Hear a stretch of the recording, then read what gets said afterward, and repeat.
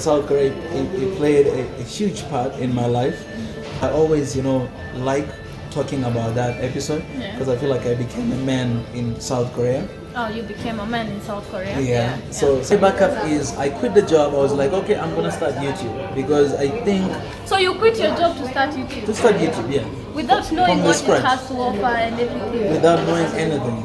It's very funny how I got to. I began to love Ethiopia. Well, love has been amazing ever since. Wow. People love you. Ethiopians love you. You would think you're Ethiopian, but I think you even have an Ethiopian dad. Oh, you need to be open-minded. Whatever you see on television or on media, don't believe it. Are you looking to move to Ethiopia? Ethiopia, and right now I have this transition from there to Africa to Ethiopia. Me and you the same. Come on, Queen. Yeah. Hi guys, welcome back to my channel. I know today you must be very happy to see Mika in the building. I'm so happy to be hosting Buna with you today. Welcome. Thank you so much, Queen Desta. Yes. It's great to have Queen here, guys. The only Queen, Desta. Yeah, I'm having macchiato as he's having his latte. Macchiato with sugar, guys, with sugar. Latte without sugar. You have to insist. I have to. Wow, interesting. Wow, nice to meet you. Thank you so much for the amazing conversations you're holding on your channel. I appreciate it. Thank you too for inviting me to have another amazing episode with you on your channel. That was amazing. I loved it. I couldn't be more grateful. Yeah, and also thank you for everyone who joined on that. And if you didn't, I think I'll put it in the description box and you can go catch up on more about me. I disclosed some very exclusive information about myself. And don't remind me. Yeah, I know. But today we are here to get the exclusive information and the details from Mika. Please introduce yourself. Let's start there. Tell us, who are you? Well, if you guys don't know me, my name is Mika Chavala. Lucas is my dad's name and Chavala is my family name. But the full name is Mika Lucas Musa Chavala. So your name is Lucas? No, Mika Lucas Musa Chavala. But you said that is your family name and your father's name. So what are your names? Okay, my name is Mika and the last one Chavala family. Lucas, my dad's, Musa, my grandfather. Oh, okay, I get it. Yeah. So, when I was born in Africa, Tanzania, and I pursued my my undergraduate school in Korea, and I've been there for 9 years, and I recently came back to Africa, and now I'm here in Ethiopia, enjoying life. Oh, okay. You moved so fast. When did you go to Korea and what inspired you? Or let's even start with how was life for you when you were in Tanzania, growing up in Tanzania and everything? Well, I was born in a very normal family. We didn't have a lot of money, so the life it was struggle. I have 2 siblings, sister, brother, and then I'm the last born, mom and dad. Oh, you're the last born? Yes, okay. I'm the last born. And I pursued my middle school and high school in Tanzania. Yeah.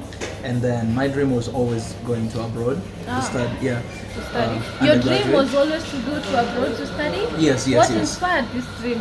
Oh, because because of my future dream, and I wanted to get exposure and to learn different culture, to learn different language, to meet different people. Yeah. So I didn't want to go to school in Tanzania or in Africa, but I wanted to go outside. I think all of us, we have those moments in our lives where we want to go somewhere to explore, to see different things. Yeah. And that was Korea for me. Yeah. Also, you even knew it is Korea, not even US. Oh no, I actually didn't want to go to Korea, to be honest. Okay. I wanted to go to English-speaking countries, but I never got that chance because the scholarship. I mean, at that time there were a lot of bureaucracy. If you want scholarship, it's impossible to get. Only few people get it, like people who have connection. You know what I'm saying? But for South Korea, it was just like you have your qualification, then you can get it.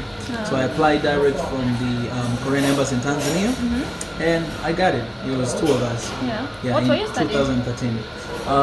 I studied economics. Okay. Yes. I was really good at mathematics, by the way. Me and you the same. Come on, Queen. Yeah.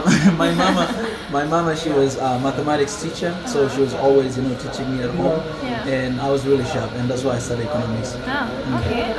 So how was the transition from leaving Africa to going to another whole entire continent? Man, I was very excited, first of all, to go there, but the moment I entered the plane, I started to cry because I realized that I'm not going to be able to see my family or Tanzania for 5 years. Longest time, yes. You were to study for 5 years. For 5 years. Oh my 1 year language, 4 years degree.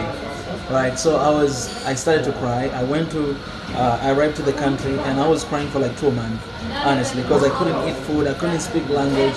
I was just embracing my Tanzanianity. I was like, I'm not gonna let this go of my Africanness. But it was really hard because I was not open to the new environment. And this was your first country you had traveled to? This is the first time you left your place? Exactly. That was my very first time, so it was really difficult. Everything was different, Asia. Right? The food is different, environment different, people different, language different. And that time I couldn't even speak English. So it was a hassle. You couldn't speak English as well? Oh my God. I learned English in South Korea, by the way. Okay, so you had to study English, Korean. Oh my goodness, because I can imagine like the language barrier issue was like extreme because at least if you knew some English. Yes. So I never thought that was a bit. Oh wow. So I can listen, like I can understand everything, but expressing myself, a lot of Tanzanians were struggling with that because we speak Swahili most of the time. Exactly. Yeah. We learn, we understand, but it's hard to speak because we don't really speak often. So it was a hassle. But when I got there, I made it like I wanted to have 3 best friends. You wanted to have 3 best friends? 3 best friends, just to learn English. Okay. So one was from Australia, another one from Canada, another one from US. And I told them that, guys, I'm bad at English, but I want to learn from you. So, they were like best friends, 3 of them, and all the time I was just hanging out with them, listening. Eventually now I began to speak too, Wow, amazing. So how was the transition? What if, give it in a way, if someone is moving to another country, they've never left their place, they're gonna face all the challenges that maybe they face. What would you advise them? What would you tell them to help them in their transition? Well, I think you need to be open-minded. Whatever you see on television or on media, don't believe it. Because I've seen a lot on Korean movies, Korean dramas, and I thought that's how it is, right? But the moment I got there, I was surprised. I was what was your biggest culture shock? So in the Korean drama, old drama, you see people wearing all this, the clothes we call hanbok. Oh, okay. Yes, Korean clothes, right?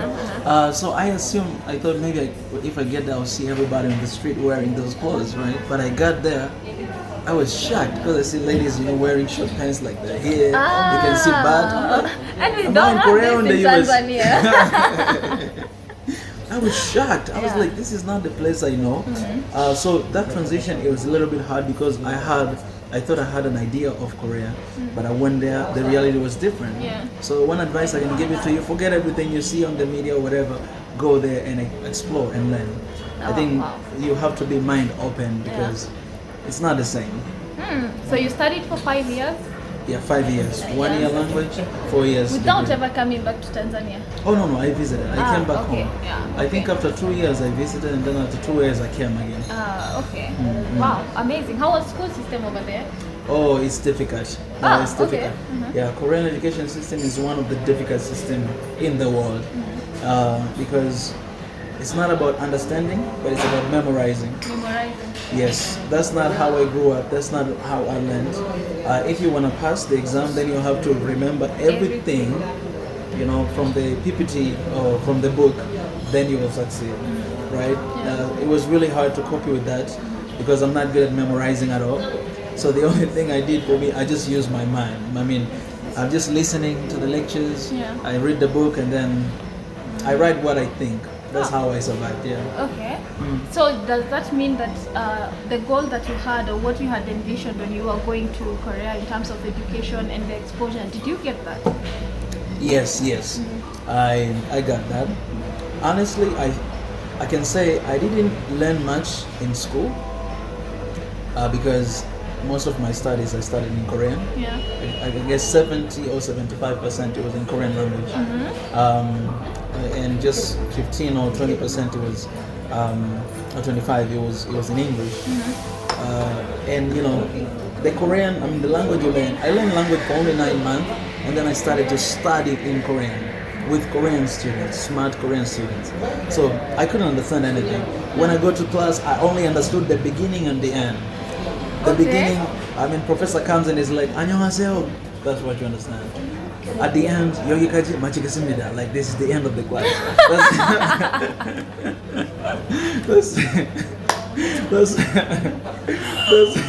Okay, I can speak Korean by the fluently.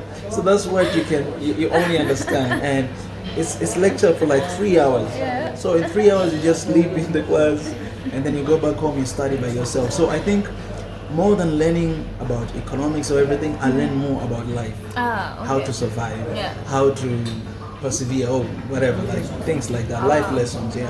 Okay. So 5 years down, now you're done with school. Yes. Then what happened?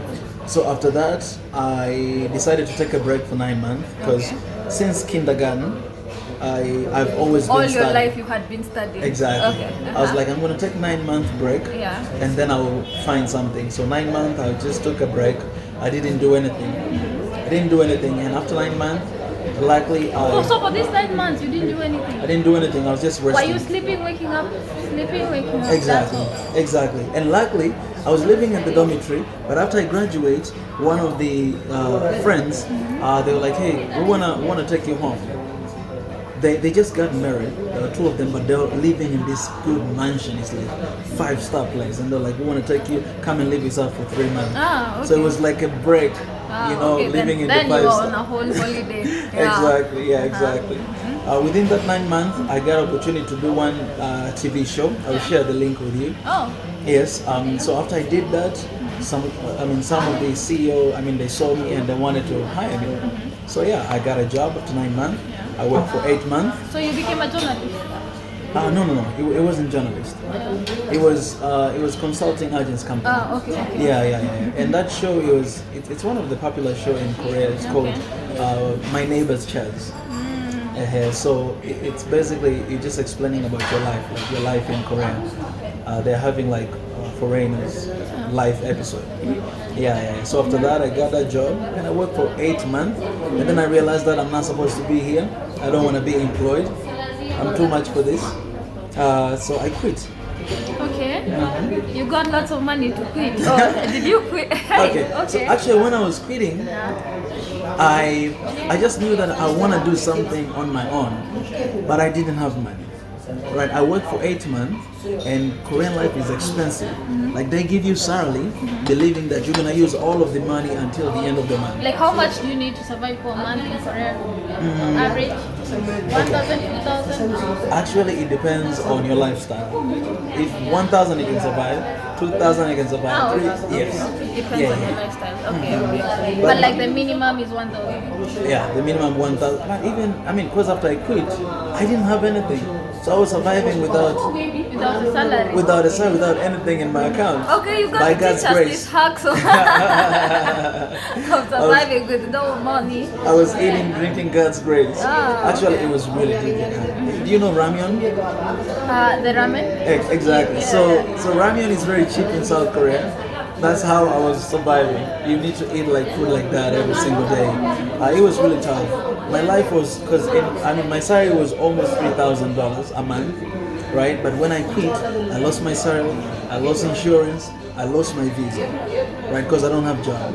At the same time, I need to pay for the rent, I need to pay for the food, I need to pay for insurance, I need to pay for health insurance, but I don't have salary. So do you have a backup now this time? So now I don't have backup. Yeah, okay. My backup is I quit the job. I was like, okay, I'm gonna start YouTube because I think So you quit your job to start YouTube? to start YouTube, yeah. Without knowing From the what scratch. it has to offer and everything? Without knowing anything. I didn't know anything. And at that time, I had like 900 subscribers in that channel because I started YouTube long time ago, but it was just like keeping my videos there.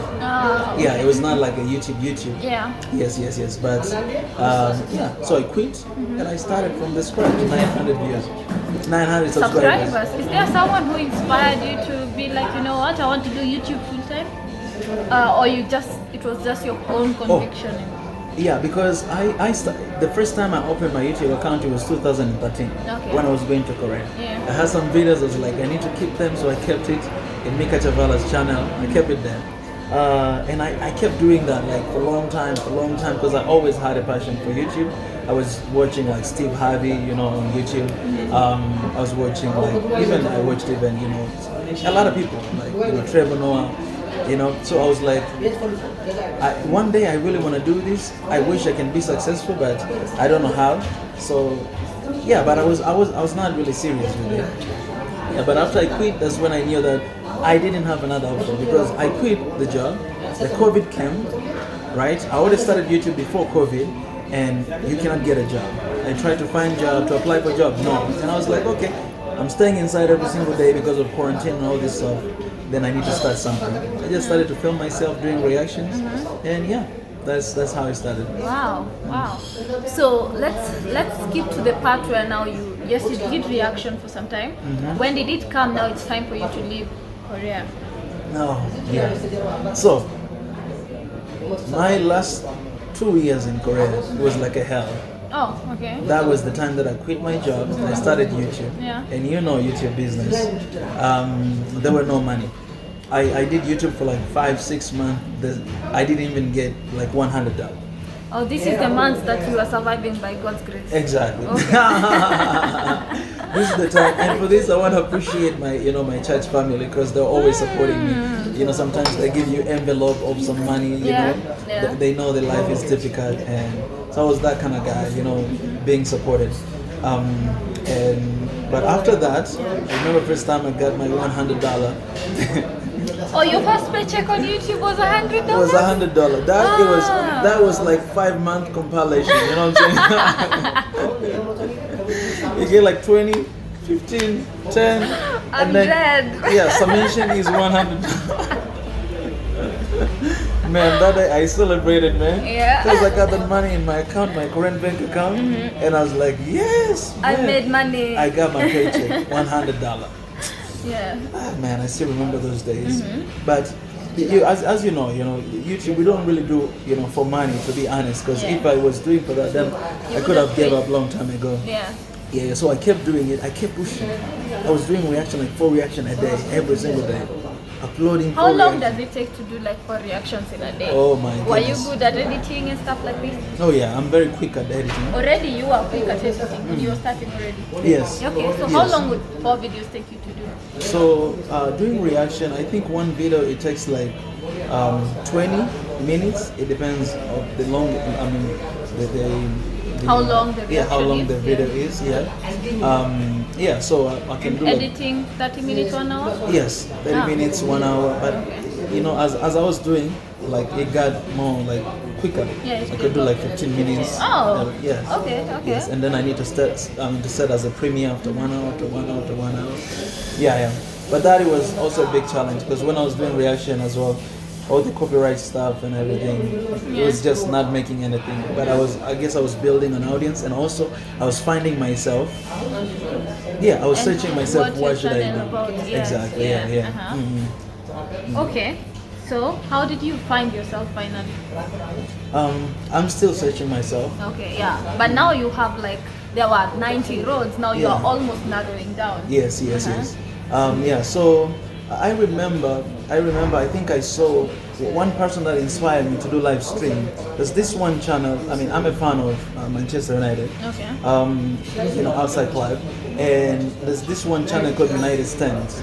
Every time when I want to see the news of Manchester, I always watch that channel, and that guy, he does live stream all the time, right? So I saw him doing it, and I was like, I can actually do live stream, because this actually is much easier. I don't need to spend a lot of time in editing, but also sometimes you just want to connect with your audience, you want to interact with them, and I cannot do that just through comment section all the time, because a lot of people are commenting in the videos.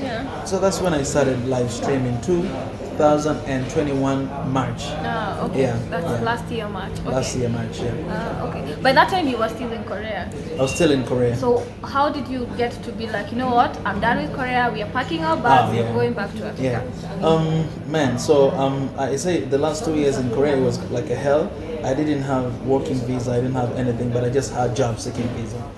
Job seeking visa. Yeah, because I graduated How long is it valid? 2 years. At that time it was 2 years. Okay. Yeah, but you have to extend after every 6 months. Okay. So, nearly the end of my visa, I was thinking, very like contemplating, like, what should I do? Should I stay? Should I go somewhere else? And I remember I applied for master's school in Spain, Barcelona, and I got. Okay. I got the chance to go there, and I was supposed to go back home, Tanzania, to apply for visa, and then to go to Barcelona. Yeah. So that's how I left. I left Korea. I was like, it's 9 years, so it was not really easy to leave. But then I had so many experiences, and for those 9 years, I worked a lot for that country. I contributed a lot to that city, the city of Seoul. I was even honored as an honorary citizen of Seoul by metropolitan government because of my contribution to the city and to the country. Yeah. The government acknowledged me, but then you will always be a foreigner in Korea. Okay. Right? No matter how much you hustle, no matter what you do, but they'll always see you as a Foreigner. just foreigner. So there's a layer you will never break out, right? So that's when I thought. I was thinking. I think it was like 2 years ago. I was like, when I was in Korea, I was like, man, I've been working a lot for this country, and of course representing my country, which is good, but I don't really see appreciation to what I do. And that's when I decided. I was like, I want to work for Africa. Yeah. I am from Africa, I'm African, I want to work, I want to give everything that I have for Africa, even if they don't appreciate me. That's my place, that's my home. Yeah. So I'm going to do that. And that's when I decided to, to start working for Africa. And then I came back to Tanzania to apply for visa to Spain. But then the moment I got to Tanzania, I just knew that I'm supposed to be here. Oh. Yeah. Okay. So I pick up the phone, I call the Spain school, Barcelona. I told them that, no, I want to cancel my admission, I'm not going to come. Oh, wow. Yes. What influenced that? Would you say there was something, or it was just a light bulb moment? Yeah. Sleep, wake up, and then you're like convicted? The moment I got to Tanzania, I knew that I'm supposed to be in Africa. Okay. Yes, and I realized that, maybe me wanting to go there right now is like running away, because I haven't been in Africa for a long time, and my you life have was not also come to Africa for long. exactly for a long time. 9 years is a long time. Yeah. But when I got there, I realized that for me, family means a lot. I wanted to be close to my family, and also, if I'm working for Africa, I wanted to work from Africa at that moment, right? So yeah, that's. It was crazy because I already paid for admission fee, and You had even paid for admission fee? yes, I did. Wow. Yeah, wow. it was like 3,000 euro. Oh, that's a lot of money to say, take it, it's fine. Take it I'm away. following Africa. Yes. So what would you say inspires, because now we know you from Swahili Nation, which I think, why would you say the Swahili Nation came from? Oh, so Swahili Nation, when I started YouTube, that was 2 years ago, and this is another channel, because I had Mika Chavala, right? I was thinking, how should I call this channel? But I wanted to be something unique, something that it will connect, like it will keep my identity, right? And as well, it will connect everybody, like in Africa and outside of Africa. Yeah. So I thought about Swahili because I've always been passionate about Swahili language, teaching people Swahili, teaching Korean Swahili. Yeah. And so I was like, okay, I cannot just call Swahili. First time I call like Swahili channel. But I was like, it's not really unique. Yeah. But I wanted to connect people in Africa as well as Outside. Africans who are in abroad. Okay. Yeah, so I named it as Swahili Nation, which means like new nation, like some nation that has Swahili in it. And Swahili, it basically represents Africa because Swahili is an African thing, Yeah. right? It's when you're talking about Swahili, everybody has been affected or influenced by Swahili, right? yeah. Either music or language or food or visiting the country. Yeah. You know what I'm saying? Yeah. So that's how it came to pass 2 years ago. And nowadays I see some people using my name too, so I'm planning to sue them. People are using you, Swahili Nation. Yeah. You coming already after got you. them to the point where people are suing people. Wow. Yeah. Because I was the first one when I started. Yeah, So yeah. and someone if they're using your identity, it's very important to communicate with you. But I've never seen something like that. I don't have any information about it. Yeah. Tell me about now. You've also come up with this other one about One Africa. Yes. Yeah, and I'm even interested to hear what it is about, and also you're looking to launch something in relation to One Africa. So when I started Swahili Nation, I got some criticism. People from the West, they don't want to hear anything about Swahili. Oh, okay. Yes, like West Africa, right? I mean, I cannot say everybody, but some of the people that I talk to, they're like, man, come on, we're proud of our culture. Bring Swahili. They don't even want to subscribe, some of them. Some of them, they were close friends of mine. Oh, okay. Yeah, and I was like, you guys, you teach Swahili in Accra University, they teach Swahili. You know, but so I had to come up with something that can unite all Africans, because that was the goal when I started Swahili Nation. So I started with One Africa Forum, and I just wanted to connect all Africans. Those were the live stream I started.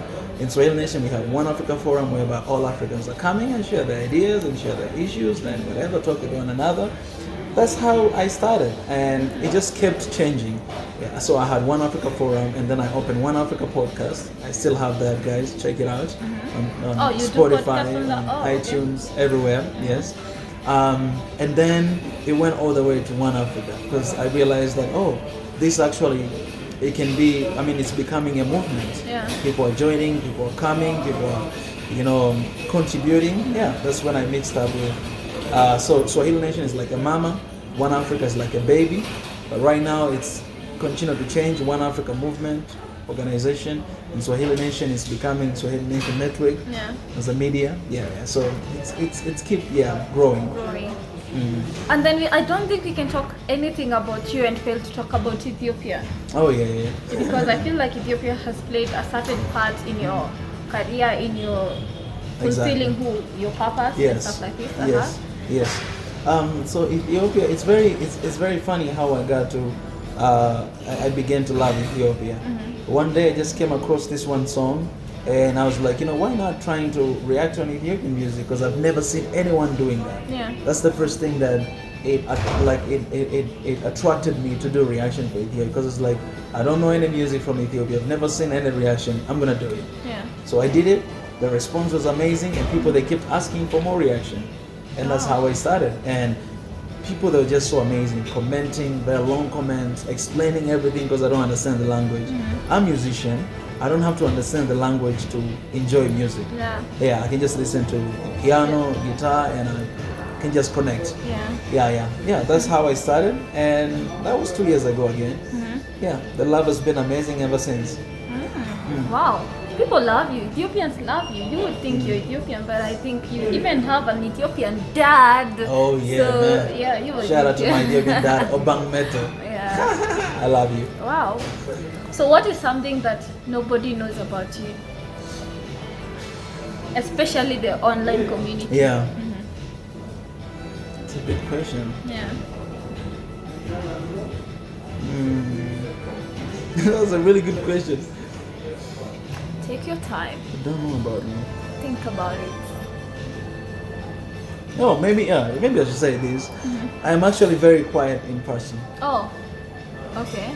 Yeah. I mean, I talk a lot when I have something to say, but sometimes I just mute. Okay. Yeah. So when you meet me and you see me, like I'm quiet, it's not because I'm bored, no, but you're just being quiet. That's it. Because one thing, when we are in front of the camera, we talk a lot, and sometimes we need energy, we need to think, we need to, to get new ideas. So when I mute, that's when I'm thinking about stuff. Yeah. Also, I mute because you could be thinking. Recently, I met someone and I just said hi. So apparently, only to realize they watch my videos. Then the next time, coincidentally, we met again, and they were like, I thought you were so social. And I'm like, yes, I am. Oh. That reminds me that I'm actually a very like that. One thing that I think a lot of people, they don't know, I spend most of the time in my room. Okay. I don't like going out. I don't like partying. I don't like doing that. I'm just spending time in my home. Would you say you're a workaholic? Oh yes, I am, 100%. Okay. I am, because even when I'm inside, I just work. I'll always just find something to do. Yeah. But in the content world, I say there's always something to do. Work never ends. Oh yeah. If you're done with all the edits, you are supposed to be shooting, and then more edits and stuff like this. Yeah. Have you enjoyed? Is there something you want to tell the world? To be honest, man, this has been very good conversation because my episode you can imagine I've been in Korea for 9 years. You can imagine the experience there. So I always, like talking about that episode because I feel like I became a man in South Korea. Oh, you became a man in South Korea? Yeah. So South Korea, it played a huge part in my life. And right now, I have this transition from there to Africa to Ethiopia. So I really enjoy this conversation. Yeah. Are you looking to move to Ethiopia? Ethiopia, no, not currently. Not currently, but this is the place that I'll come all the time. Like you guys, like anytime I will come here. It's home right now. Okay. I wish I can get free visa pass, Oh, yes, for sure. But your visa is valid for how long? For 90 days. 90 days. Okay. Yeah. Fair enough. Also, let me ask, what is something you're looking forward in Africa, an expectation or something we should,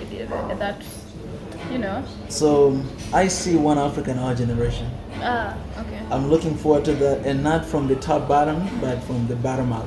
So that's what we are doing in Swahili Nation in One Africa. We are uniting people, not on papers, because that it takes long time. But we are uniting people. We are organizing people. Want us as youth, as Africans, to become one, to become together, and then we can pressure the top. That we already won. So just put the sign and let's move things forward. Yeah. So that's what we're working on. I think they are starting from there here, but we are starting from the bottom up. Yeah, there are many aspects in terms of that. Which is one that you really wish was figured out with an emergency like ASAP? I think right now it has to be the traveling thing, the borders. Okay. Open up the borders. Let's just give no visa or visa on arrival. I think that's something that we can do urgently. Yeah. You know what I'm saying? Then we can go to language. We can go to a lot of stuff. Yeah. Yes, money and all those stuff. Yeah, but we need to open the borders first. Wow, amazing. I had fun talking to you, got to know more about you. Yes. I hope you guys also got to know more. Please write in the comment section down below what else you want him to talk about, to address in his life, because I'm sure we are going to meet, because you said Ethiopia is anytime, any day. Of course, this is the first episode. Yeah, I'm sure we will meet severally. So maybe in the future we can have another Buna with Desta episode with Mika. Oh yeah. Also, go check out his channel, subscribe to his channel if you have not. And if you're from Mika, please do me the honor. Oh yeah. The only queen, guys. The only queen. Yeah. I think that's it. Appreciate, guys. I love you. Always remember to create time for that which ignites your soul. Until next time. Ciao. Okay. Bye bye.